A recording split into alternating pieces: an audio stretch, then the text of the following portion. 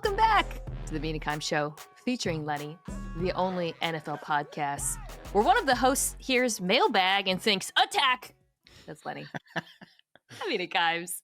That very generous laugh you just heard was from the one and only Danny Kelly of The Ringer, who has, I think, not... Well, no, you came on to process the Geno Smith trade with me, I feel like, right? Yeah. Anyways, I was just... Before we started today, I was asking you about your offseason, because you, of course, do the amazing Ringer Fantasy Show, but it is not a very intense time for fantasy football. Yeah. We are also in a fantasy league together. Dynasty. A dynasty league for now, what, 5 years? 6 years? Something like that. Yeah, it's been going for a while. 5-6 years. Consistently a top 3 finisher myself, despite the fact that I don't pay attention and I'm terrible at doing it. Still don't know how to use the app, but somehow it's the worst app. Well, that's fine. That's true. But you still manage to, like you said, you're always in the top 3, top 5 or whatever. You're always threatening for the championship, which just is super annoying for me personally. But you put together a really good team. So congrats. Wow. Thank you. I sell out every year. I'm like always all in. I'm the Rams, who are one of the teams we're going to talk about. So this is a mailbag episode. That's what I was hinting at. And it was a way for me, I felt, to get to a lot of teams I just didn't talk about, their drafts, their off seasons. There's, interestingly enough, many questions about the NFC North, which I think, actually, now that I think about it, I don't think I've talked about any of their draft classes in detail. So that's probably why I selected all of those. Of course, there's a Seahawks question as well. Had to get one of those in.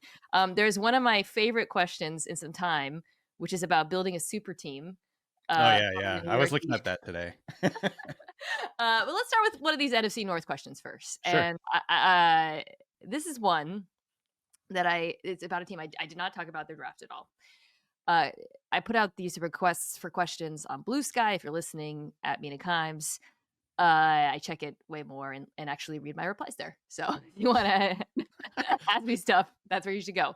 All right. Call me Tom Coyne asks, will the Lions ask Hutchinson to shoulder too much of the responsibility of the pass rush yet again? So Danny, the Lions did draft a defensive lineman at the end of the first round. Gigantic human, Tyleik Williams, who's more of a run-stuffing defensive tackle at Ohio State.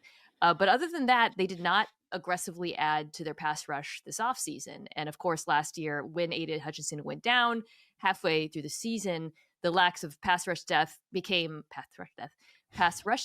a real issue, so much so that Aaron Glenn, their then defensive coordinator, basically blitzed on every down. Yeah. So right now we're looking at, just to kind of set you up here, the depth chart. We've got Hutchinson.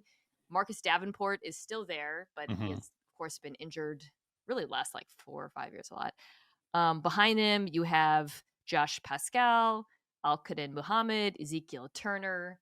So how are you feeling about that pass rush? I mean, I think the short answer to the question, will the Lions ask Hutchinson to shoulder too much of a responsibility for the pass rush? Yes, they will. I think that was kind of one of the main critiques I think people would have with the Lions draft, other than the sort of head scratching trade up for Isaac Tesla in the third round. But just not Tesla, I think, is like coleslaw is what I heard. He needs to get one of those bumper stickers you see in LA. I had this name before Elon bought it. 100%. Put it on his jersey. Yeah. Anyway, sorry, continue. But yeah, he, obviously grabbing Tyleik Williams in their first round. I think that was more just to shore up the interior defensive line on early downs. He, I think, does have a little bit of twitch to him and some potential to develop as a little bit better of a pass rusher, but generally he is there to plug up the middle, eat blocks, push the pocket a little bit, things like that. So he's not going to, I don't think, contribute too much to the pass rush group. I did read that the team is looking to bring back potentially Zadarius Smith. Still a free agent, yeah. So that could be something that they do to kind of help the situation. I heard Brad Holmes talking about it this offseason. Basically, it's like finding premium pass rushers is hard. That's kind of why they're premium. They're hard to find. They're very expensive when you do find them.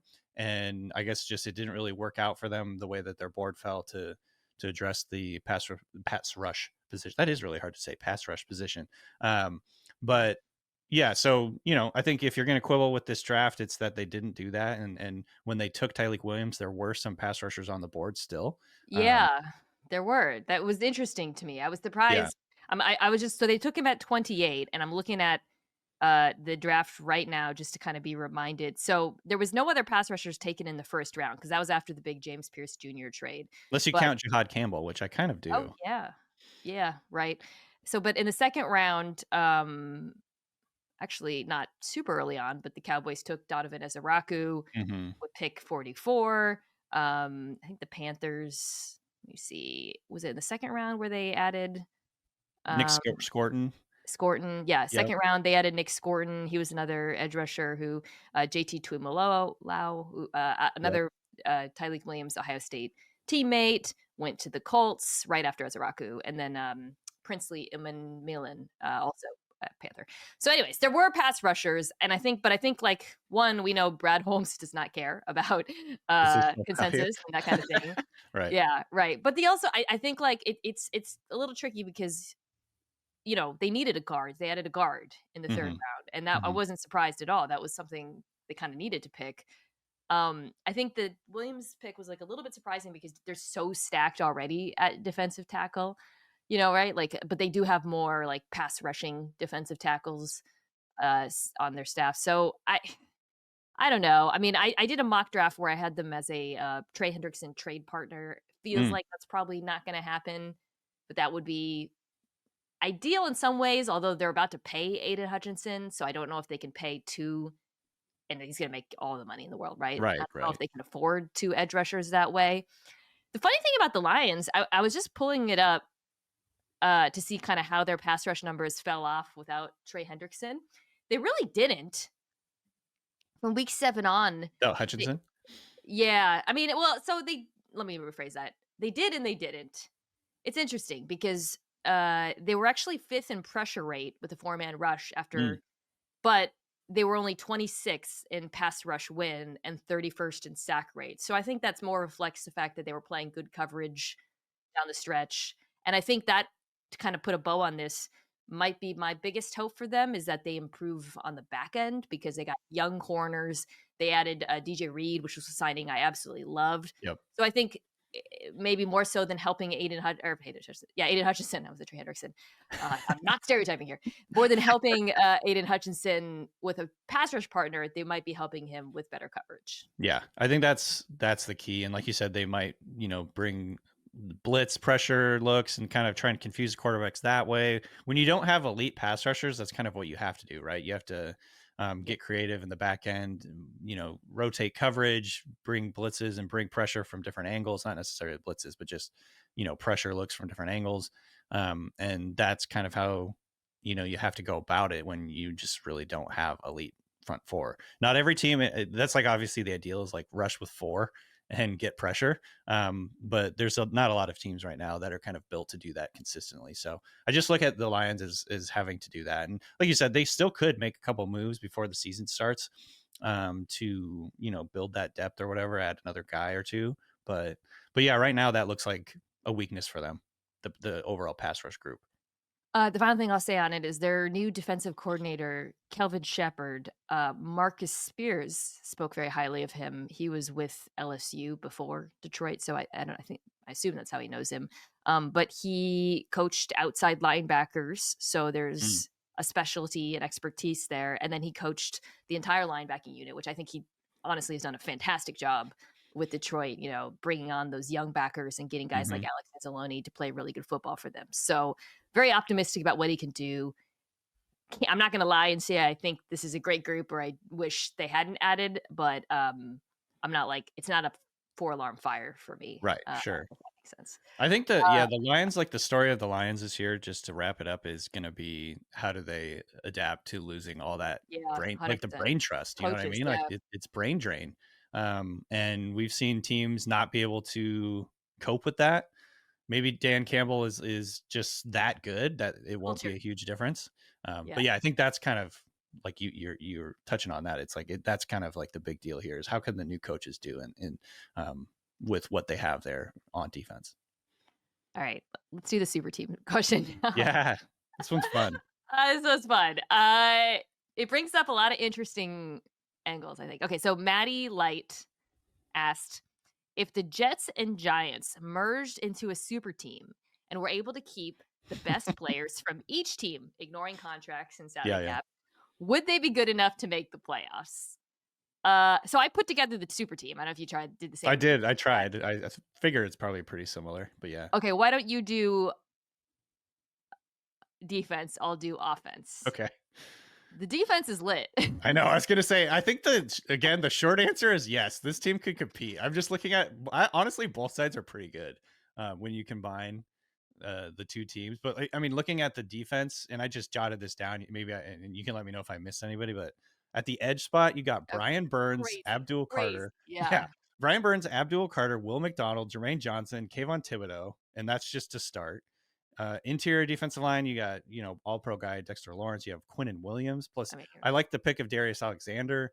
There's a couple other guys that I think would play rotational spots for them. Linebacker is, I guess, the one that I don't know that much about in terms of how great it would be. But Quincy Williams, Okereke, Sherwood, and then corner, great with Sauce. Well, maybe not great, but solid with a number one in Sauce Gardner. And then you have, I think, decent role players. Paulson Adebo, Deontay Banks didn't play super well last year, but I think he has potential still. I like the Azariah Thomas pick for the Giants. And what was it, the Jets or the Giants? Because now I'm forgetting. Thomas was. Well, that was the Jets. Right? Jets. Okay. Yeah, it was the Jets. Yeah. And then at safety, Javon Holland, Tyler Newman. I don't know, pretty solid. So I think this defense could be elite. So that gives them a super high floor. But yeah, what did you think of did I miss anybody that you? No, I would also throw. I'd probably have Drew Phillips start in the slot for them. Oh, right. Otherwise, you hit all that. That was the team that I put together as well, pretty much. I mean, the defensive line instantly becomes the best in the NFL. Right. Williams and Dexter Lawrence is absolutely ridiculous. And then it's just a very dominant pass rush. Offense, less dominant. We'll get to the quarterback, which is the big question. But and the reason why this is actually a question, right? It was why it was smart to ask you about these teams. But offensive line, I mean, we feel pretty good about Andrew Thomas, maybe Olu Fashanu can kick out to the right side. Right. AVT is a good player. I mean, I actually. Yeah, I don't know. I think the interior of this offensive line is just okay. Yeah. Tackles, you feel pretty good.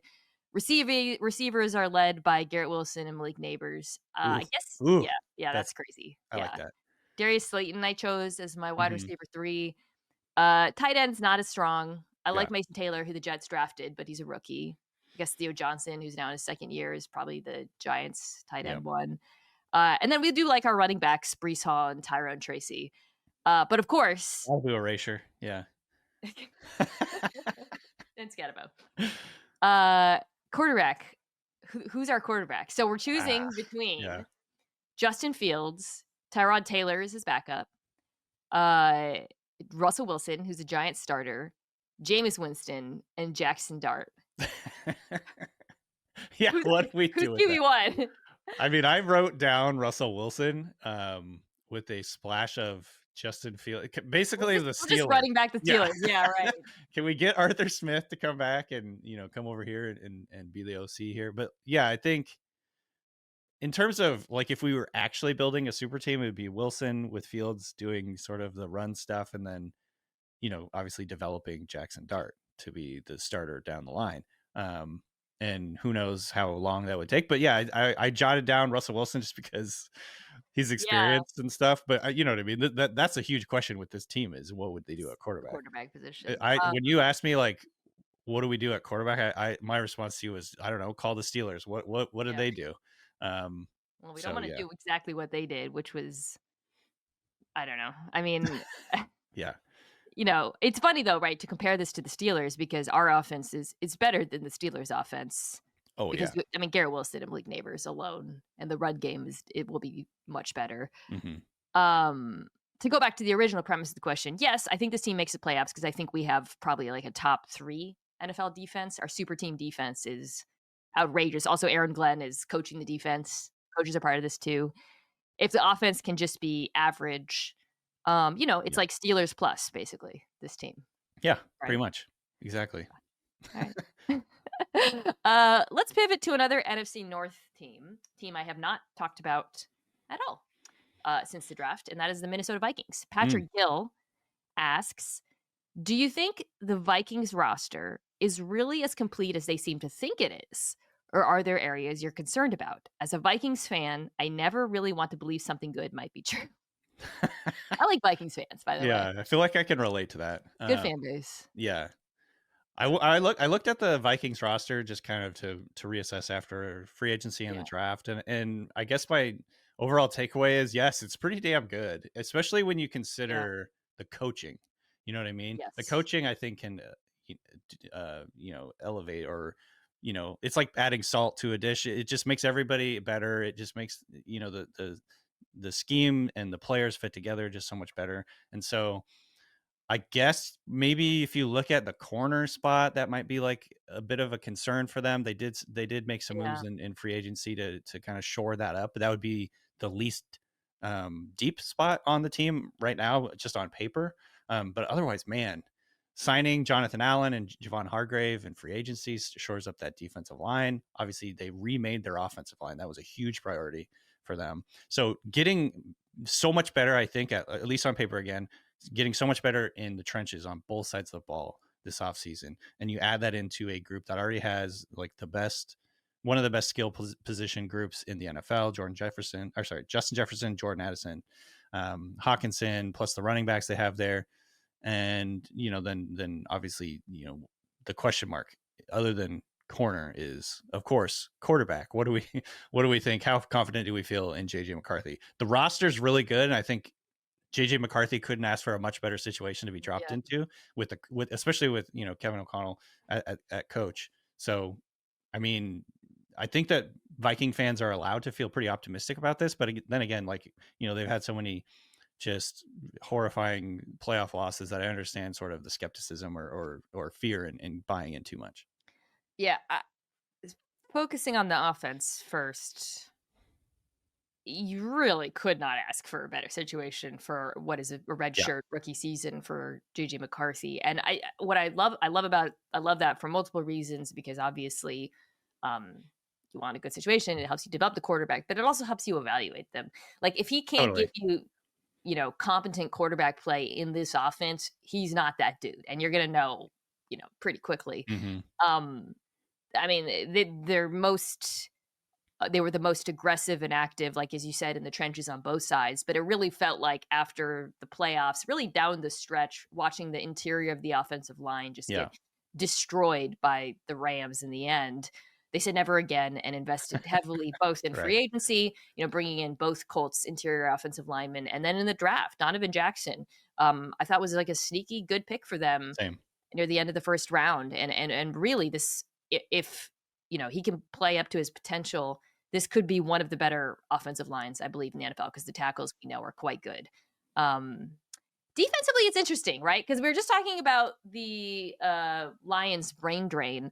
You could argue that the Vikings, it's kind of similar to the Chiefs in that they have this having a former head coach, defensive coordinator who's like a mad genius, but isn't getting hired away is like Right. a weirdly incredible advantage. And the Chiefs have had that for years. And I think you could argue, Danny, that the Vikings have the same with Brian Yeah. Flores. Yeah, exactly. And I think that's always the question when you're hiring a new head coach is, do you take the offensive guru and then sort of build around him because you're going to be able to keep him long term? If he really does, it's like the McVay question. If he turns into McVay, you have one of the most, I guess, valuable things in the NFL, which is like that play calling guru, a guy that can get more out of less on offense.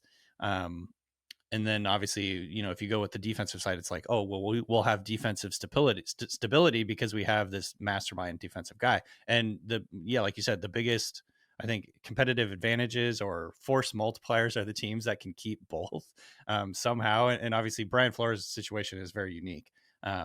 So, I think he got some interest or maybe some interviews. I can't remember I exactly think how it so. went. Yeah.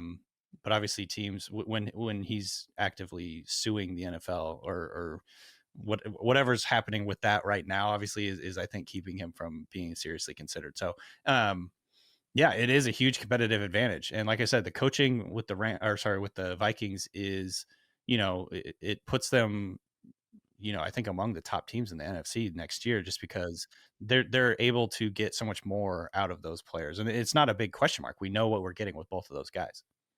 Yeah, I think if I had any concern about the Vikings defense, because in picking Jackson, a lot of mocks drafts, Danny, I'm sure you encountered this, had them going defense, right? Mhm. Because there's a need to get younger on multiple positions. Safety, the cornerback group is not particularly strong outside of Murphy Jr. There's some issues. And then defensive tackle, they signed, Allen and Hargrave, but they're older dudes Right. coming off an injury, Hargrave. So I say if there's anything, like, to go back to the question, too good to be true, we talked about the quarterback being sort of an unknown variable who's being put in a great position. I would say age on the other side of the ball. Like if Hargrave and Allen, if their play goes downhill, if Harrison Smith's play goes off, I mean, he's obviously getting up in the years and probably at this point is one of the longest playing players in the NFL. So how He's old is Harrison? 36. Yeah, It's that's just I actually looked that up the other day because I was like, man, he's been in the NFL forever. He's been yeah. around for so long. 36-year-old state safety is pretty wild. And they let Cam Bynum walk. I mean, Josh Metellus is amazing, but you lose some of that flexibility that they had on the back end, and they didn't Mhm. add to the position. I thought they might be like a Starks or an Emin team, Same. but again, I mocked them and worried to them in my final mock because I was just like, they need to address that position. yeah. I think something that'll be huge is whether they can get more out of Dallas Turner. Like people forgot Mm. they traded a lot Right. to go get, and he really wasn't a factor last year. In part because Andrew Van Ginkel, who they just paid, was freaking incredible and couldn't come off the field because he was so amazing. But I do feel like okay, the youth movement, like some of these younger draft picks have to start paying off for there to be sustainability on Mhm. defense because this offseason has been about the offense and for good reason, right? Like the same with the Bears, who I think we're going to talk about the Bears as well. Like a lot of these teams are like, you know what? We're going to just throw everything at supporting these young quarterbacks, pardon me, so we can figure it out. And I tend to agree with that strategy, but it does mean making sacrifices elsewhere. Right. Exactly. I think what you're talking about is a good example of sort of just the windows that teams have to be super competitive. Because I think the Vikings have a window here. If everything breaks right for them, they could be, a Super Bowl contender. I don't want to like put too much on that, but if everything breaks right, I think they do have that upside, that range of outcomes. So Yeah. they're trying to hit this window as best as they can, obviously, and then they'll reassess down the line on defense. But yeah, I think that's just a good illustration of how hard it is kind of time everything together. Axel MTG asks, which team in the NFL draft increased their ceiling the most and Mm. which team increased their floor the most? Let's do ceiling first. You can go first. Well, without getting too much of a homer, I thought the Seahawks did they did have some sort of high variance, high Yeah, ceiling, low floor picks. I think yeah, everybody liked the Seahawks draft for the most part. I think for them, like not everybody, but a lot of people really like the Seahawks draft. Um, but when you look at it, they're kind of high variance picks. I think the Emin pick is a high variance pick. The Arroyo pick, the Elijah Arroyo, the tight end from Miami, that's another high variance pick. Who, if it hits, could be really exciting. And if it doesn't, it wouldn't be all that surprising. Um, and then Jalen Milrow is just the sort of the most high variance pick you can imagine. And obviously, the upside there for yeah, him turning into a superhero type quarterback is there. That's in his range of outcomes. I'm not saying it's the most likely outcome. In fact, it's the least likely outcome, but it's there. And so I think the ceiling, if you're really talking about ceiling, Eminwari, Arroyo, and Milrow in particular feel like if those three picks hit, like the ceiling is pretty elite. So I would say the Seahawks were one of the teams I kind of outlined here. There's a couple others, but first off, I guess what do yeah. you think of that? No, that's it. The Seahawks are a great pick. Talked about them a little bit last week. Just a very potentially high ceiling, a very high variance draft. I think Right. it went down a lot easier because their first round pick was a high floor pick, or Sure. what's being perceived of that in Gray Zabel. So like it's like okay, Josh Schneider did the normal safe thing in the first Yeah. round, and then he could have a little fun later. I'm actually going to stay in the division. Well, first of all, let me just say that the correct answer is the Tennessee Titans. If Cam Right. Ward hits Sure. and he I think a lot of us believe he has the potential to be, potentially win because of quarterback. Mhm. Then, it's like it's very clearly Tennessee. I'm gonna go with, and I think you could make the same argument for the Giants. I'm a little bit more skeptical about their quarterback than I'm actually a lot more skeptical about their quarterback, but again, quarterback position. But I'm not gonna say they increase their ceiling the most just because. Well, and I guess you get. I love the rest of their draft as well. I So do, I yeah. guess the Giants. You know what? I'll say the Titans and the Giants. Okay. I'm gonna go with the Cardinals. Yeah, I actually had them circled too. In fact, I wrote that in my grades. I was like, this is the highest variance class I can imagine. Yeah. But yeah, go ahead. What do you think about them? Well, just only talking about their first 2 draft picks, Walter Nolan, the defensive tackle, Ole Miss, and then Will Johnson, who was this big slider he was really Mhm. probably the biggest, I feel like, dropper of the first round as the Yep. cornerback out of Michigan. Dropped largely because of injuries. I feel like both of those players have the potential to be the best at their position in this class. So it's possible the Cardinals got the best defensive tackle. I had him below in my ranking. I'm just saying, but the possibility exists. And the best cornerback. Both players had flashes of top end play. Mhm. Nolan, unbelievable moments where he just looked unstoppable rushing on the inside, but there was inconsistency there. And then with Will Johnson, same thing, just terrific build, great ball skills. I think he's a really smart player, but then he was a little bit boomer bust, gave up some explosives as well. So I think if those players hit, Arizona could potentially have completely transformed a defense that, by the way, in the second half of last season, it's going to blow your mind, allowed the second lowest QBR in football. Oh, really? Arizona Cardinals. Yeah.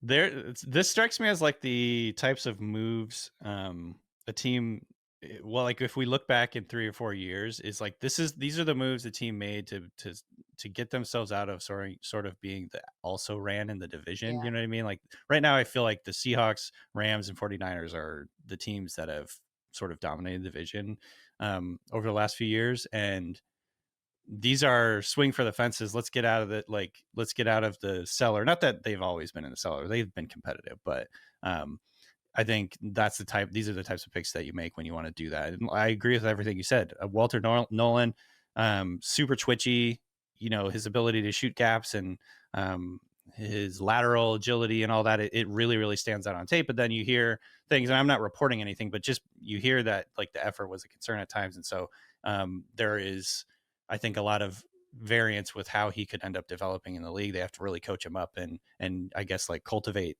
the best version of him that they can. And then, like you said, with Will Johnson, I think he was ranked in a lot of people's top 10.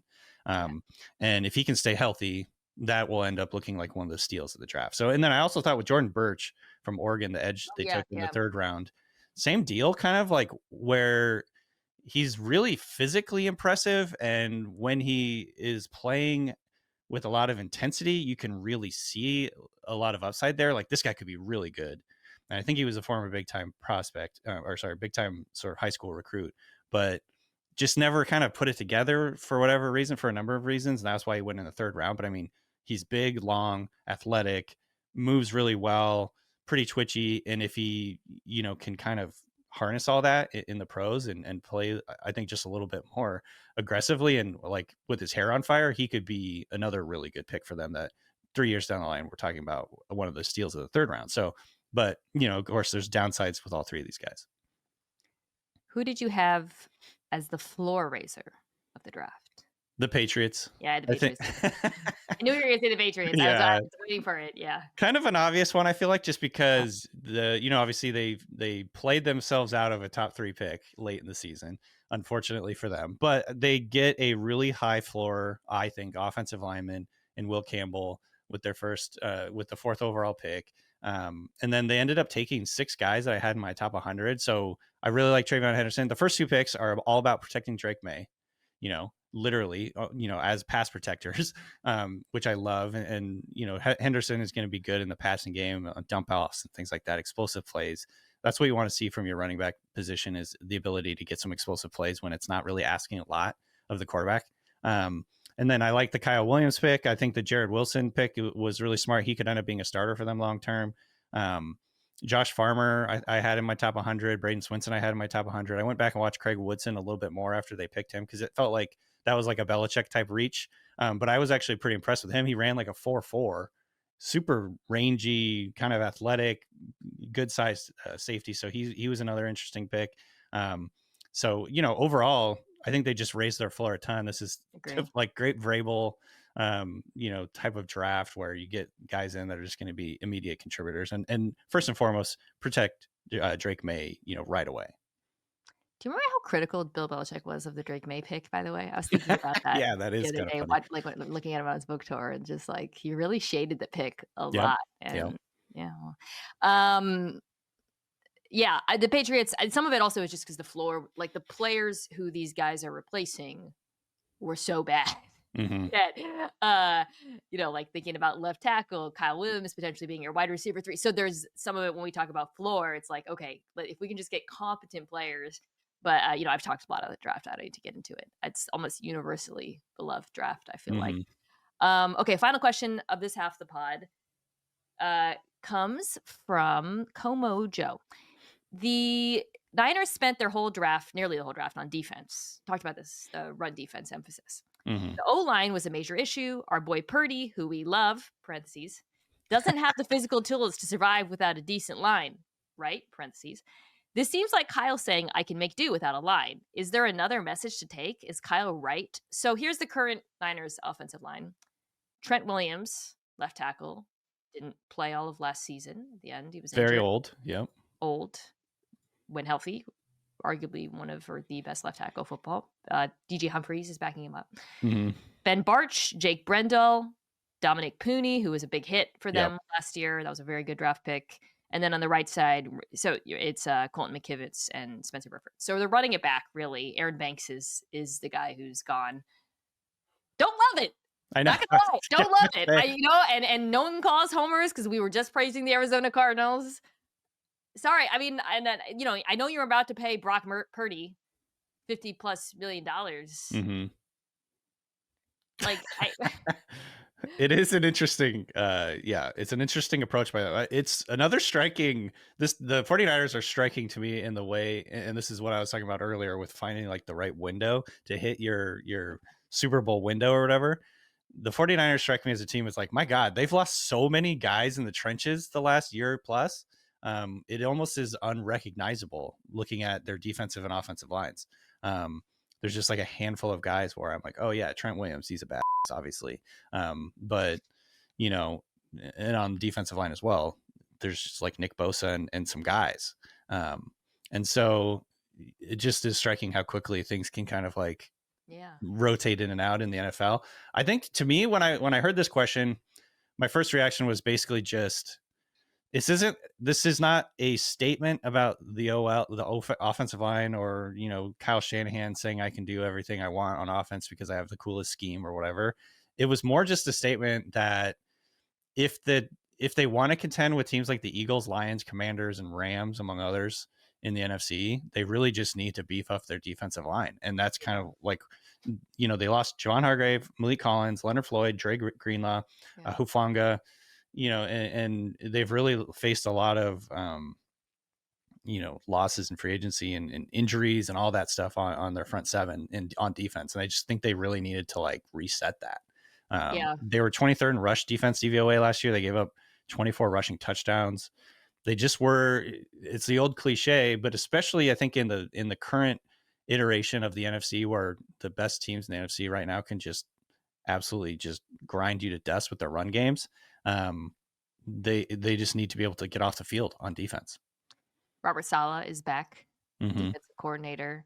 The Niners owner, Jed York, like weirdly just kept tweeting about that during the draft. Robert Saleh is going to like he's back in the building. It's like, okay, yeah, dude, we get it. It's funny because it is the opposite of, like, we're talking about the Bears and the McCarthy and like how these teams are like, let's just really surround our young quarterback with talent. It almost feels like the Niners are like, no, Purdy's fine. We believe in him.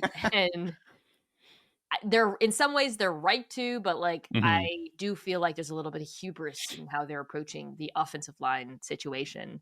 But this is what happens when you pay your quarterback. You do have to make difficult decisions, and whether or not that'll be the right one we will figure out as the season goes on. All right, let's take a quick break, come back, and talk about the Bengals. All right, we're back. So I haven't talked about the Bengals draft at all. We got a question from LFC Cinti. I'm guessing that's like Cincinnati thing. With the players left at pick 17, if you're choosing for the Bengals, who would you have taken? And will the draft picks plus Al Golden be enough to elevate the defense to a C- or C? First of all, love the realistic nature of this question. Our guy knows that this is not going to be a very good defense. Right. He's just asking. This is the correct way to ask or talk about the Bengals, which is instead of being a D, D-, can they be a C because our offense is good enough? So let's take both parts. Let's start with the draft pick. So at pick 17, they took Shamar Stewart. Yep. Very on-brand pick for this Bengals regime. They took him behind the aforementioned Walter Nolan, so he was off the board. Some of the defensive players that were still on the board and didn't go immediately were Derek Harmon, who went a little bit later to the Pittsburgh Steelers, Jahdae Barron, who went just before him, to the Denver Broncos, and Jihad Campbell, and James Pierce Jr., who the Falcons apparently believe was worth the equivalent of a top 10 pick. So I guess Barron did go after Stewart. Yeah, Barron did. Yeah.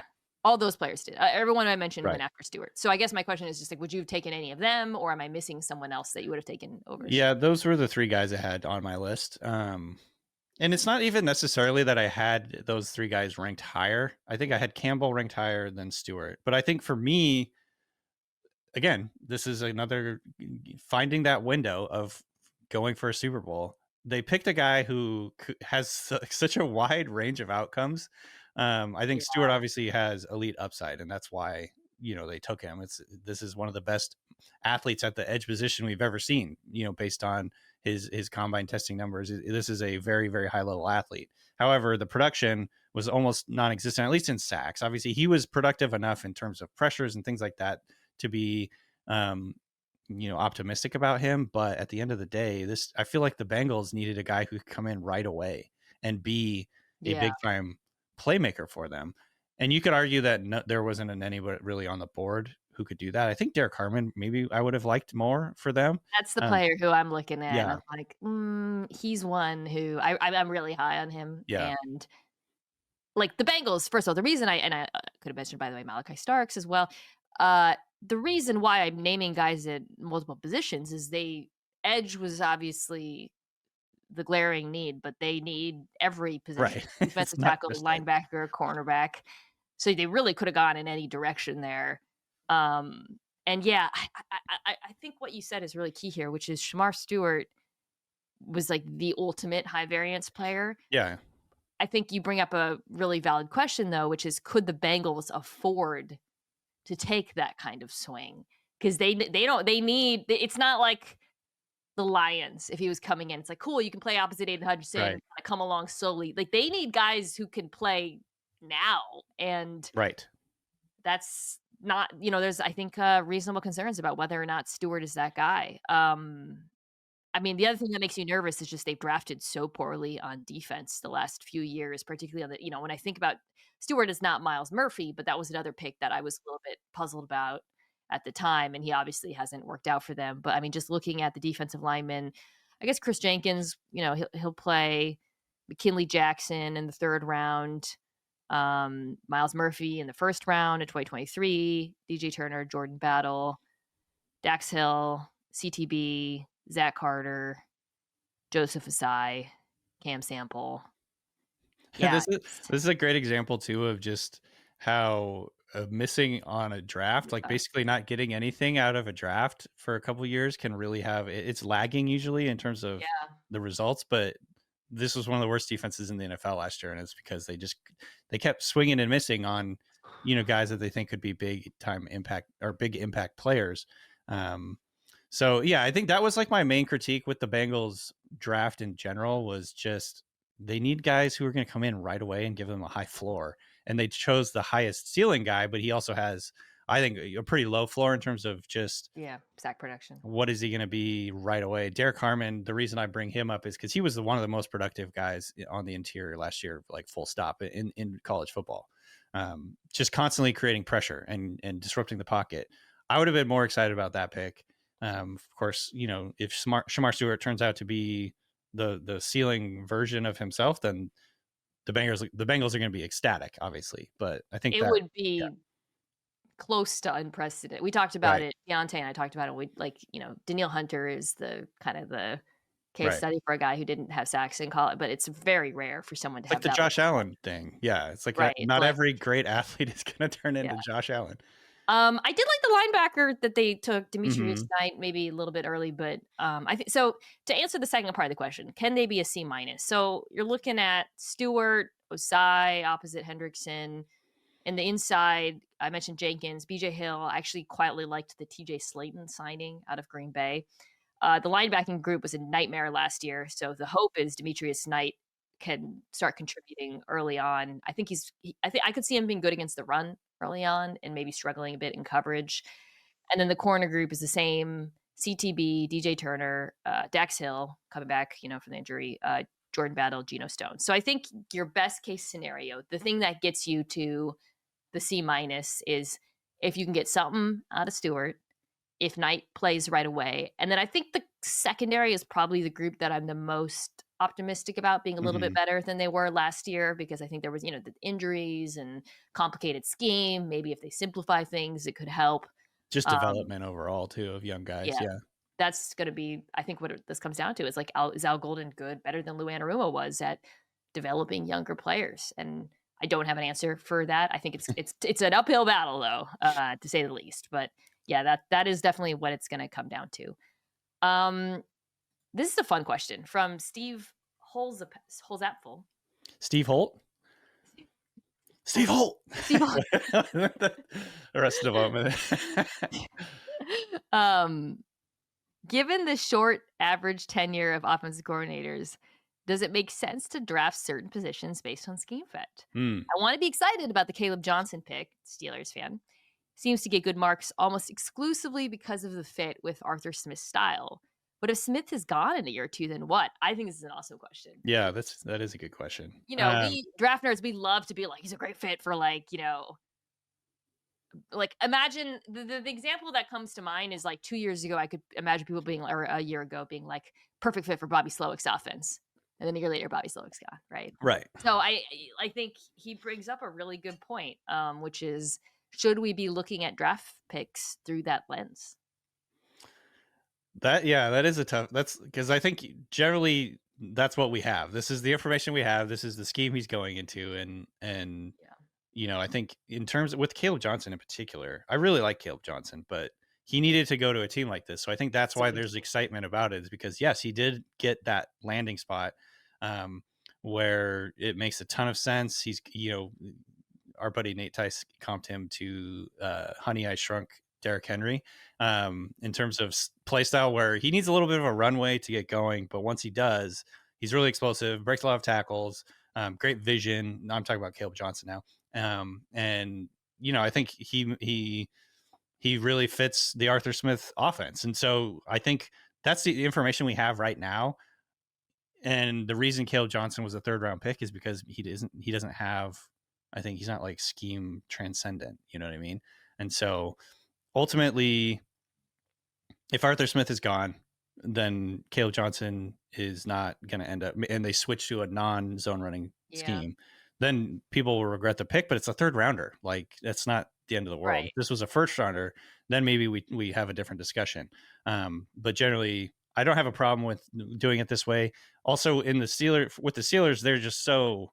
I always make the joke. It's like the line from The Departed. It's like, I'm Irish, you're gonna have to tell me to leave or whatever. It's like, I'll stay married forever. I'll stick through everything through thick and thin. That's like the Steelers with their coaches. They just don't Yeah. fire guys. That's why Right. they had Matt Canada for so long. It's like, unless Arthur Smith gets a head coaching job, which maybe he will, but I think that we don't have to worry about it that much, I guess, is the point. Yeah, but like if let's say Mason Rudolph's the starter, I mean, we think Arthur Smith's keeping that job, or Right. Aaron Rodgers.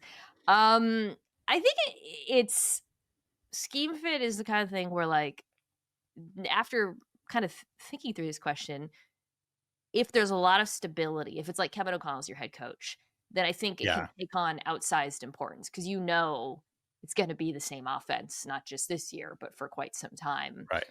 And so I think maybe that it to go back to Steve's question, it's like, yeah, you got to consider the stability of the scheme, especially like I think about like offensive linemen, which are, Mhm. when you think about what the scheme is like, it's something perhaps that has to be taken into the degree to which it matters is directly proportionate to the degree to which you have confidence in the longevity Right. of it. So, I mean, you and I talked about this when we talked about Gino or the Seahawks. Like the Seahawks have built their entire offense now in the image of Clint Kubiak's scheme, Right. and I'm Right. very skeptical about that decision because who the hell knows if that guy's going to be. Yeah. I'm hopeful, right? He had those magical 2 weeks in New Orleans, but like I don't know, like do we really want to lean all the way in? I don't know. I wrote down other names where I was like, maybe we should be a little skeptical. I wrote Greg Roman. Like, do you want to draft players based on a Sure. Greg Roman offense? Right. Right. Chargers. Zach Robinson in Atlanta Mhm. is a guy who came to mind. Shane Steichen in Indianapolis, because that could be, he could be a Short-lived. guy on Yeah. the, yeah. So Dable with the New York Giants obviously is another. I don't look at any of the draft picks though and think, oh, that was obviously Right. maybe, Omarion Hampton, but I don't think that matters. I I think mean, but he's pretty. I scheme think he's agnostic. pretty scheme Yeah. agnostic. Like he. So you brought something up with the Seahawks, and I think generally speaking, the better process. It's a better process to for the offensive coordinator to design his scheme around the most talented players on the team. Yeah. Right. That's the best process. The Seahawks, on the other hand, brought in this largely unproven offensive coordinator, traded away their starting quarterback and superstar receiver, and are like going full in on doing this wide zone offense or whatever, whatever you want to call it, the Clint Kubiak offense. Obviously, there's a long track record of this Kubiak style offense working in the NFL, but Kubiak, they're basically betting on Kubiak more than they are betting on any of the talent that they had around, in the offense last year. And I think that's not ideal in terms of process. Maybe it'll work, who knows? But I would say that process is pretty poor. But specifically with a Caleb Johnson pick, I think that zone running is common enough that even if they do change offensive Yeah. coordinators, he's not going to be obsolete. He just Yeah. might not have like the ideal spot. You know what I mean? Agree. Well, let's do the Seahawks question. Chris Yeah. Leeper asks, how confident are you in the Seahawks interior offensive line? Olu is pretty average. They still don't have a proven right guard. Lucas is a huge liability. I'm still nervous. So right now we're looking at Charles Cross, whose fifth-year option was miraculously picked up. We did it. Uh, did you send me that? That's like the first time the Seahawks have picked up a fifth-year option, maybe ever. I'm Hold trying to on. think. That sounds familiar. There was a long time where they didn't pick any first rounders. Yeah, the first draft pick from the Russell trade has just become the first Seahawks draft pick to have his fifth-year option picked up. That's so damning. I mean, the Seahawks trade out a lot. So just to go Right. back, okay, so last year was Murphy and then Witherspoon. So they, Those are looking good. they're Yeah. looking good. And then Jordan Brooks was 2020 first round. He LJ left. Collier was 2019. Rashad Penny was 2018. They traded down. Jermaine Ifedi was 2016. It's a rough Yeah, John draft. Schneider. People always are like, "Oh, you're so mean to John Schneider." I'm sorry. Go look up the Seahawks draft classes from 2013 through 2021 and get back to Mhm. me. That's 8 years of my life. All right, sorry. Um, yeah. So 2022 was like the first we were like, "Oh God, they couldn't Wait, even so stop themselves this from is doing the that." first fifth year option they picked up. Did Yeah. what Earl Thomas and Okung didn't get those? Well, the fifth year option was when was it created? Maybe that didn't even, maybe It they was the new CBA, right? So that was 2012. That would make sense. yeah. It didn't exist for a lot of some of those past actually good draft picks. Right. Anyways, okay. But yeah, we got Cross. That's great. So Charles Cross, good, by far the most reliable here. Zabel, left guard. They're sticking with Olu, who was a draft pick from Michigan at center. Right guard, to Chris's point, is Anthony Bradford versus Phil Haynes. And then right tackle is Abe Lucas, who is good when healthy, but has missed a lot of football games with knee stuff. Yep. He did bring in Josh Jones as tackle depth.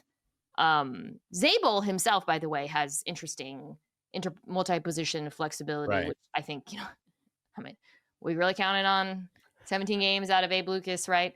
Right. So anyways, how confident are you, Danny, in the Seahawks offensive line? Not confident, not super confident. I think the Gray Zabel pick is massive, and raises the floor of that group. It's kind of like what we were talking about with the Bengals, I think, where maybe we can get to a C minus, maybe we can get to a C. Yeah. In terms of finding a group of 5 guys and trying to have some continuity. I think the other thing is, the Seahawks just have had zero continuity on the offensive line basically over the last few years. Like last year, they were rotating guys mid-game even. So it's just, there's just no continuity. And every time I've ever heard an offensive lineman talk, it's, just knowing what the guy next to you is going to do almost innately.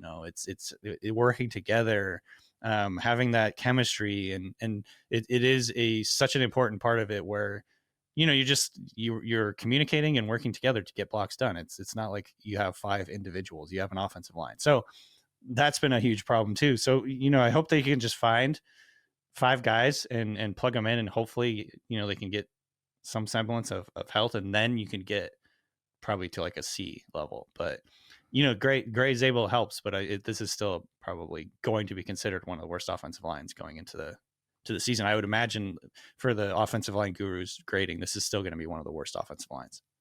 Yeah, I mean, it is kind of, the 5th-year option was introduced in 2011, by the way. I was just looking. There we go. Yeah, I think this kind of goes back to the Kubiak question, right? Because they're also betting on the fact that his scheme, to me, I'm less confident that his scheme is going to be a cure-all, and more that they're not going to ask the quarterback to drop back at the level that Ryan Grubb did for Geno Smith. Right. And that should help the offensive line. But all of that said, if they can't run block on early downs, he's still going to be in a lot of 3rd and longs. Like this whole you help the offensive line by running the football. Cool, but it's not. You got to run the football well. Right. Help the offensive line, because otherwise you're just in 3rd and 9 over and over. So running in itself, running on its own is not valuable. Running well is valuable. I mean, the Kubiak, by the way, his season was derailed by offensive line injuries in New Orleans. So again, it wasn't this great fit. They had major interior offensive line issues and injuries as well. And quarterback, they got the quarterback hurt. That was I think that is sort of the pipe dream though, where and this goes back to sort of the Shanahan thing too, where you can have your scheme kind of try and cover up some of the issues you have on offensive line by being able to go under center, run the ball, boot action, play get the quarterback moving around, things like that. I think part of the reason the Seahawks got rid of Geno was, and you can correct me if I'm wrong on this, I just think he didn't want to be under center that much or whatever. Like I think being able to do the offense really how it's meant to be done is the part of the reason they decided to move on from him and get Darnold. Would you want to be under center behind the Seahawks offensive line? Would you want to turn your back to the defense, turn around? Yeah. The most under center snap I can remember from the 2024 Seahawks season was when Geno Smith got stepped on on 4th down on the goal line and just fell down. And then by our best guard, who then retired. He immediately retired from football. So that's something that we're hoping to avoid again. But I think that the idea is like the Kubiak scheme, and kind of going back through history, they've been able to produce very effective run games with quote unquote lesser talent on offensive line and running back, because it's the system and it's the vision of the running back and things like that. You know what I mean? It's getting the defense kind of moving laterally instead of coming forward, and that's like a big deal for them. So hopefully, like in theory, I could see that helping, but I think in practice, it's not that simple. So we'll see how this all goes. I think end of the day though, Chris is right to be worried. Yeah, I think if Lucas is healthy and Zabel plays well, you at least feel like, all right, we've stabilized 3 positions on the line, and then Yeah. you feel better. But Yeah. that's to me, it's what's going to take because players matter. All right. John Drake Opera asks, is the lack of enthusiasm for the Packers offseason a hangover from being last offseason's darling? Or are they just a confusing team with a confusing draft? It does feel like the Texans and the Packers lost a lot of their luster Yeah. compared to last year when they were like the hot. Who is this year's Texans Packers? Like the hot team that I guess the Commanders will be, Yep. right? Because of what they did. That That's might a be a good fun question. podcast. I'll think about that. But in any The case, Raiders kind of maybe in different okay, ways. I don't know. The yeah. Jags. The Jags are They're at least exciting. exciting. Yeah, definitely one of the teams I'm the most excited to watch. Okay, so it's interesting because I was kind of looking at all the Packers moves. Like the defense is really just kind of running it back. Yeah. Although Jair Alexander might stay, sounds like he's going to stay. So that's kind of a little plot twist there. Mm. My personal favorite, one of the funniest players in the NFL, Jair Alexander. I just love sassy players. The captain. I call him the captain on NFL Live, whatever we talk about him. And then offensively is where they made some additions, bringing in Aaron Banks, which was kind of like a odd signing that didn't get a lot of attention. And then drafting Matthew Golden in the first round, which I've talked about was a pick I really liked. Do you feel like they addressed maybe the reasons why they didn't make a deep playoff run? Or do you feel like they're kind of just treading water? Yeah, I don't know. That's tough. I think generally I didn't love the Packers draft. I thought it was a little bit, and this is probably just picking nits a little bit because you have to do draft grades, but I thought that the big thing that they needed, and this is what Josh Jacobs said, is like a true number 1 receiver. And I don't know if Matthew Golden is that. I think he could be. There's a chance he could be. But the way that I see him is best as sort of like a complimentary number 2 option. And that's like the Packers have like 5 of those guys now. Yeah. This is the joke. Danny Heifetz on our show, the fantasy show, just constantly uses the always sunny cats in the wall joke, where it's like, we got cats in the wall. What? How can we get them out? Maybe put one more in or whatever. It's just the lack of a number 1 is like, let's just throw another number 2 out there.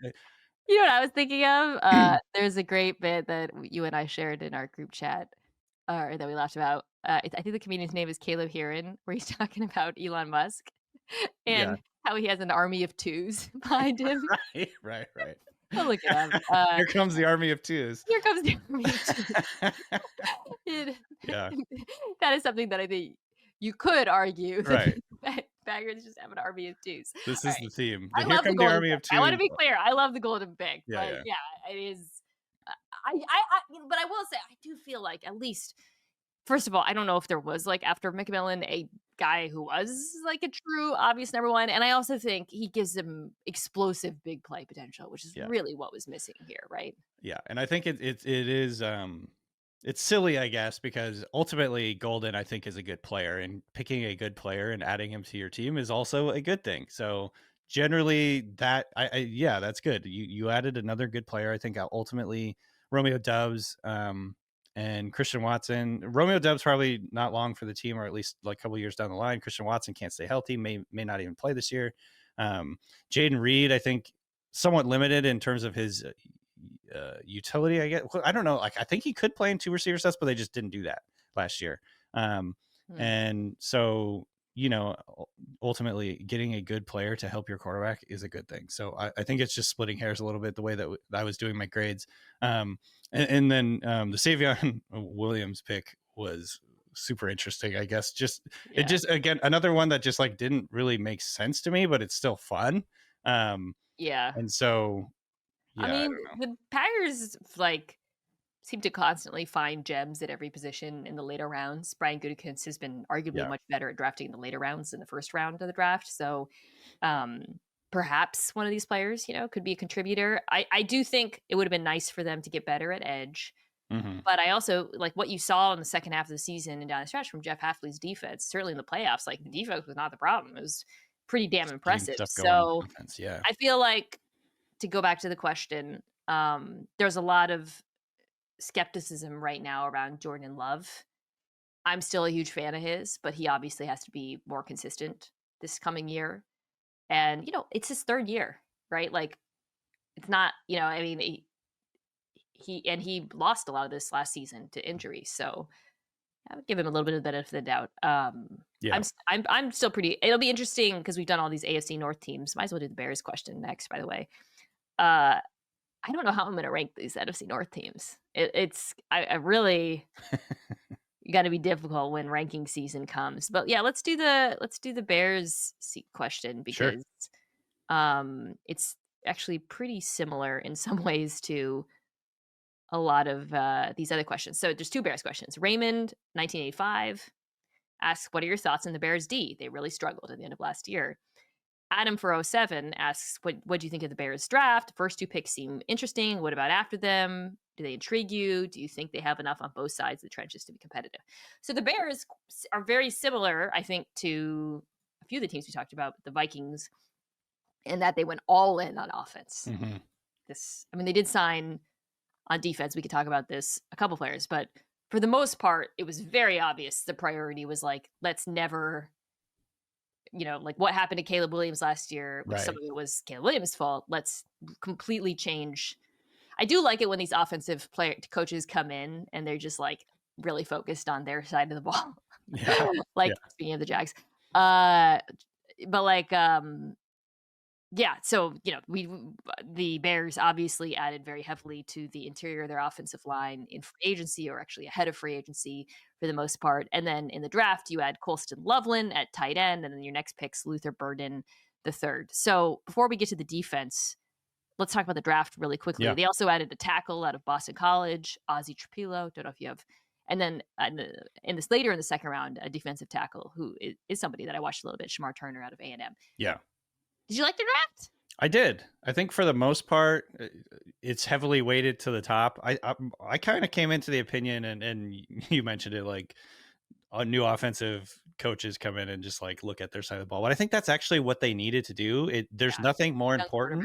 Yeah. There's nothing more important or pressing and urgent than getting Caleb Williams' confidence back, because I felt like last year the big issue, there was a lot of issues, but one of the biggest issues is he just looked shell-shocked out there. Yeah. I mean, his accuracy down the field was completely different than what we saw in college almost all the time. His accuracy completely fell off a cliff, and that was because he was falling away from throws. He was just throwing the ball away to avoid getting hit. Never felt like there was any semblance of rhythm and timing with him, and that's been kind of one of the big problems. Is he's a off schedule kind of playmaker, and so like he leaned on that way too much. I think that's going to be one of Ben Johnson's biggest priorities, is kind of just like getting him to play in rhythm a lot more, getting him to play more like Jared Goff, which sounds like it's a funny thing to say, but it really has to happen. But I thought, obviously this is top heavy, but getting Colston Loveland and getting Luther Burden was addressing exactly what they need to do, which is surround Caleb Williams with more talent, give him more options to like take the burden off of him to kind of carry the offense. And, so I think that was really smart. I think, Ozzie Trapilo, he is going to be like a sixth offensive lineman. He can play on either the left or the right side, maybe develop into a starter down the line. He's really tall. He's 6'8". So he's, I think, got issues with his balance and leaning and sort of just leverage, all that. And then Shamar Turner, I should say, was, I think, he's the type of guy who's going to up the intensity on the defensive line. He's a gap shooter. He's Maniac. Really, yeah, exactly. He's like the, he plays with his hair on fire. And I think get like a little, ignite the passions on defense. I think there's guys like that kind of do that for a defense, where they just play so hard and they play so physically that it is contagious for the guys around them. So I think, overall, I really liked their draft. The two guys that they took later, Ruben Hippolyte and Zaw Frazier, are both classic sort of fourth, fifth rounders, super athletes that they can try and develop into good players. And then, the Kyle Monungai running back, he could end up getting snaps for them in year one. They took him in the 7th round, but they don't have a ton of depth at running back. So overall, really good draft. But I think it all comes down to like, what can they get out of Burden? I've heard people throwing around the Burden Amon Ra role comp. So like using Burden out of the slot where he's not having necessarily to run like really precise routes and separate early in his route. He's just kind of like that run after the catch over the middle field guy. That is the absolute like ceiling comp, of course, but there's something there. He actually reminds me a little bit more of DJ Moore I in a know, certain that's who I way, comped him to, right? actually. Oh, Yeah. did you? Yeah. Well, okay, so that brings me to what I really liked about them taking 2 skill players early. I like the players that they took. I like them for the value where they got them. Burden falling into the Yep. second round. You know, I had some skepticism of him, but second round, yeah, absolutely, he's just Absolutely. electric. But also this, Caleb Williams struggled last year and made a lot of mistakes on his own and made bad situation worse. And like you said, look, shell shocked. But he was let down not just by coaching, and now you bring in Ben Johnson. I thought the Bears skill players were one of the biggest disappointments of the NFL season last Right. year. Yeah. Like Moore, some games, I don't know what was going on with him. Yeah. And so He walked off the field in the middle of a play. I can't get over that. I know that there's some Bears fans would maybe defend it like he hurt his ankle or something on the play. I can't remember exactly what it was. I'm like, dude, that doesn't mean you can just walk off the field when the quarterback is scrambling. So that was weird. I just thought, and I said this all year, so this isn't like, revisionist history. The vibes were super weird with DJ Moore. Weird. Super He weird. was like, I kind of negative. I don't know if he Yeah. missed Justin Fields or something. So I like the fact that they brought in someone to push him because I do think Burden will be asked to do similar things like screens. Yep. He's really good at getting yards after catch. And then Komet, it was really inconsistent too. So, bringing in tight end who I think has a much higher ceiling in Colston Loveland. And like Odunze wasn't like an effort deal, but I thought he would be better. I think he hurt his knee. I'm still kind of like holding out hope that I'm still he was just 100% a believer, Yeah. but he was definitely not as good as we thought. Yeah. The 9th overall pick. So I just think, I'm glad that the Bears recognized that. And of course they addressed the offensive line in free agency so that they didn't have to go crazy in the draft. So yeah, all that said, the defense did, to Raymond's question, really struggle last year. They finished 22nd DVOA. They were particularly horrible against the run, which I found interesting, 31st against the run. And that was where they really fell off versus the prior season. Pass rush, not great. There were injuries. Jaquan Brisker, their safety, was out for a lot of season. But so Billings, I think I've seen a lot of people kind of point to Andrew Billings getting hurt, kind of having everything fall apart, which you don't want to see that ever. One guy goes out and everything falls apart. But I think they've got some dudes on defense. They do. And secondary should be good. Yeah. So I kind of look at it I just look at it like they've got some dudes. They made some additions in free agency. This could be a good defense. They just kind of have to have it all come together. Grady Jarrett, that was a little bit of an eyebrow raiser, but Diode Ingbo, they did sign an edge. And I think this maybe is the thing that gives me the most hope. Dennis Allen, he's a really good defensive coach. Like that to me was a home run hire for them. But, I think if they're going to be successful, it's going to start in the back end. That's where I feel like the most talent is. I'm still a little bit skeptical of the defensive line. But all told, I understand the prioritizing of offense. It's like Bryce Young with the Panthers taking totally. You're like, yeah, this is, none of this matters if you can't get your young quarterback right. That is my whole philosophy. If I was a GM, the number one priority is, and especially with a guy like Caleb Williams, who was considered by many to be a, generational prospect, the savior of the franchise. Like there's nothing more important right now than getting him help and making him look good and getting his confidence back. Then you can have sort of like that foundation to build the rest of the team around.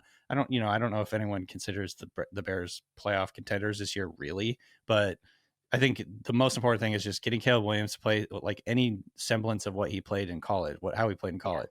Because we didn't really see that. And there were so many times this last year where I felt like the camera would like zoom in on Caleb Williams after he got sacked. And he was just like, Nobody's it's like helping him get up. You're like, it's what's like going this is on? the vibes are so bad. They were Yeah, so bad for so yeah. long during that last season. Obviously, like the game where they just let the clock run out, late in the game. It's just so like such. It was a horrific sort of turn of events for how that all went. But I think, I'm buying though. I'm buying their yeah, stock. I that's what like I was gonna this. say. I I like it. I think getting Ben Johnson, getting Dennis Yeah, Allen. I huge. mean, this is the Bears for what it's worth, which isn't anything until it actually happens on the field. But they got one of the most highly lauded quarterbacks in the last 10 years in 1 year, and then the next year, one of the most highly like lauded, anticipated, highly hyped offensive coordinator play callers in the last 10 years in Ben Johnson and in back-to-back years. And if that doesn't work, I don't know what to tell you, Bears fans. I'm sorry, but like that combination is electric. And so I'm very, very excited to see how this all goes. Obviously, they have to put it into practice, but I mean, man, Ben Johnson and Caleb Williams, this is everything we want. This is Yeah. what Bears fans should be excited about it. I'll get into Caleb Williams a little bit more when I do my quarterbacks rankings pod. Always a completely unobjected to and popular thing. Right. But I do think there were flashes of enough for you to be optimistic. Okay, Mhm. 2 more questions. Coach Finstock, great follow on Blue Sky, if you guys are over there, asks, the Rams drafted their annual running back, but didn't address quarter. He's a Rams fan. Their annual running back. The Seahawks and Rams, man. Kelly Witherspoon is great in spots, generally good. Williams is excellent, but is 32 years old. Please don't tell me Ramsey's coming back. I kind of think Ramsey's coming back. I know, I was going to say. So, let me just look at the depth chart right now. Yeah. Front for it, the defense, by the way, largely the same outside of Poona Ford being brought in to stop the run. But the secondary, it's right now the same as last year. Williams and Witherspoon, who are older, Quentin Lake, Cam Curl, and Cam Kitchens, the Cams at safety. I think they're good at safety. They finished 28th in pass defense, 28th in opponent QBR, 25th in yards after catch per reception, and yards per attempt. So we saw down the stretch the 4-man rush was really dominant for LA. Mm-hmm. But obviously throughout the course of the season, behind that rush, there were issues in coverage, and they really didn't do much. So Right. I thought they would. That was really when I did team needs, that was like the most glaring need for me outside of linebacker. God, is it still? Anyways, what do you think of the cornerback group? What do you think about Jalen Ramsey coming back? I mean, it makes a lot of sense that they would do that. Yeah, 100%. And I think there was some logistical reasons for him not to be moved yet. I can't remember if it was like maybe they need to trade him after the June 1st deadline or whatever it is. But yeah, it would make a lot of sense. It's funny how much like praise we gave to the Rams last year, and then I was looking up their numbers this year or this morning, and I was like, "Whoa, their defense was not very good relative to what kind of They like were good at the very end, right." so that's our memory of them is like, oh, they're really good, And which that's is important because they're young and it's a young defensive coordinator. So. And I mean, honestly, look, it's very important to have a very disruptive front four that can do that, and credit to them for rebuilding that so quickly after Aaron Donald retired. But yeah, I think I kind of had sort of misremembered how bad the numbers were otherwise for the Rams on defense, and like you said, it doesn't seem like they did a whole lot. They're kind of just banking on their ability to pull a rabbit out of a hat, which they've pretty much been able to do every year. It seems like finding like mid-round and undrafted guys to come in and kind of play their scheme. So I think, the negative view would be that there's a little bit of hubris that they think they can do it again in terms of just fitting random dudes in there and having them coaching them up and all that. But then I think the optimistic view is like they've done it before and I could see them do it again. If Ramsey came back, I would be interested to see how he's used because last year in Miami, he played outside. He's still good. I mean, honestly, like I think he could still play. He's been talking about moving to safety for years as he gets older. With the Rams during the Super Bowl run, he played like star position where he was closer to the ball. So I don't know. They kind of need him in both areas. Again, talking about that corner room. I would do it, honestly. Yeah. Why not? Yeah, but I do hear the concern. I think you got to be hopeful that I'm gonna say just looking at the group, we already know that the front four is excellent. I think the linebacker group remains a concern of mine, especially against some of these NFC offenses. But I feel like if they did add Ramsey, it'd actually help. All right. Final question. I had to conclude this one because it's from No Context Ringer Fantasy Football Show. Yeah, it's my guy. Is he a Bucs fan? I'm guessing because he asked about the Bucs. I don't actually Doesn't know. sound like your guy. All right. He asked. No, now I'm realizing I don't know what NFL team he's a fan of, but yeah. I'm guessing it's the Bucs. Is the Buccaneers pick of Emeka Egbuka more about Chris Godwin's injury being worse than we thought? Mike Evans being nudged out the door if he doesn't sign. He signed an extension, right? I thought he did. Yeah, let me check. I know Chris Godwin did. Yeah, they re-signed. Oh, he signed it last year. Okay. That was. I feel like he's like Evans is like in his last year. It's a 2-year deal. Yeah. So okay. Mike Evans being nudged out the door. The Bucs showing that they're only going to run 10 personnel or something else. So the Bucs, this was one of the more surprising picks of the draft because the Bucs, everybody assumed were set at receiver and had a lot of holes on defense, and they took Emeka Egbuka. This I feel like changed what every other team did after them because I feel like the Broncos were going to take Egbuka probably, and it would have been a whole thing. But they took him.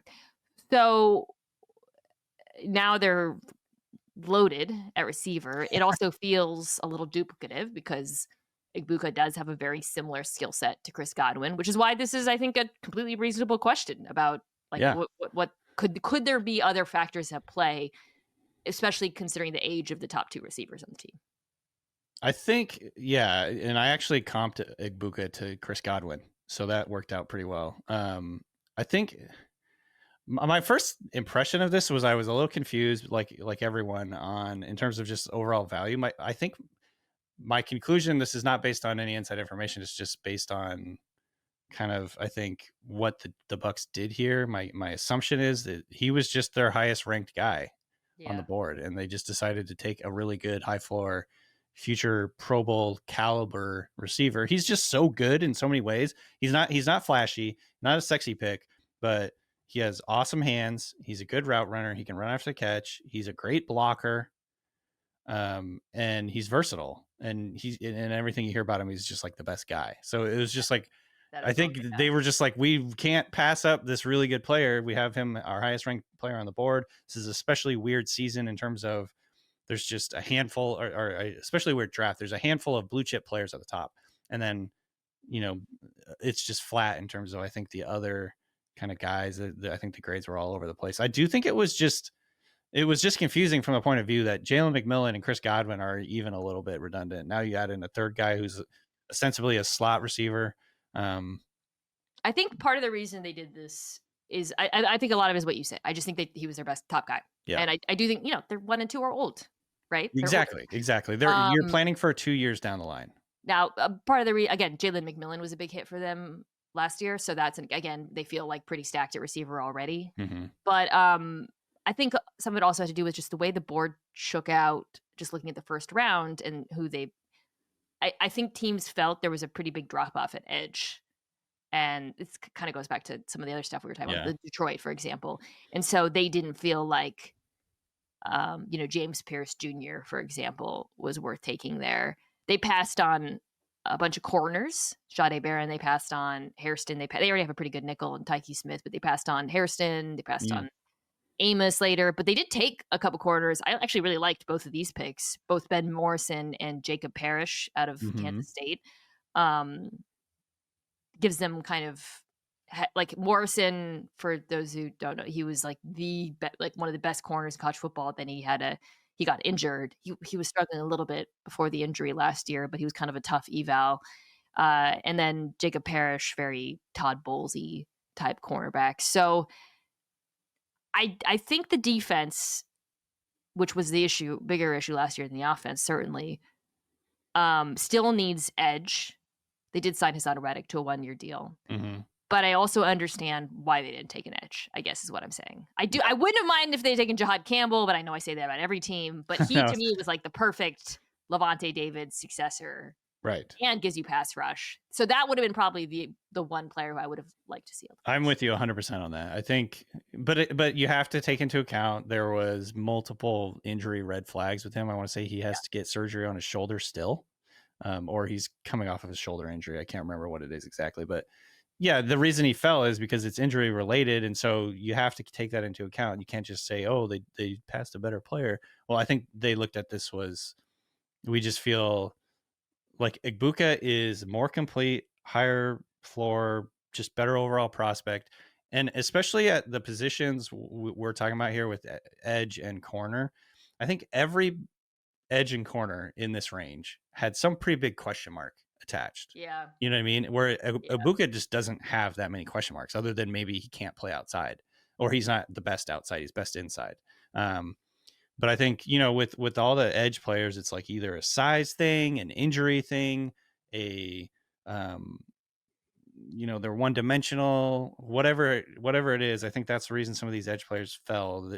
And in this range, again, I'm just assuming this, I don't know for sure, but I think they probably just looked at the board and were like, we have a really high grade on Igbokwe and not a really high grade on anyone else. And that's why they took him. But, and again, like the draft, you have to remember, we talk about needs and filling needs and all that so much, but 2 years down the line, when Evans is gone, right, and Godwin is coming off of a major injury, and he may never be the same player, even though we love him, and he probably will because he works his off, but he might not ever be the same player. He's already getting up there close to 30. So they're just planning ahead. This is what teams have to do also. So it's just one of those picks that was a little confusing and kind of boring at the time, but I think it does make sense in retrospect. I think part of the reason too that the Bucs felt like they could do it is that the last two drafts have been so good, particularly last year. So, I mean, last year, in retrospect, if I was to do like that might be a fun exercise, a redraft grade of 2024 draft. I mean, Jason Licht took Graham Barton, Chris Braswell, Tyke Smith, Jalen McMillan, Bucky Irving. Whew. Yeah. I mean, that's setting your team up for sustained success. Yeah. All right. That is it for this episode. Danny, where can folks check out your work?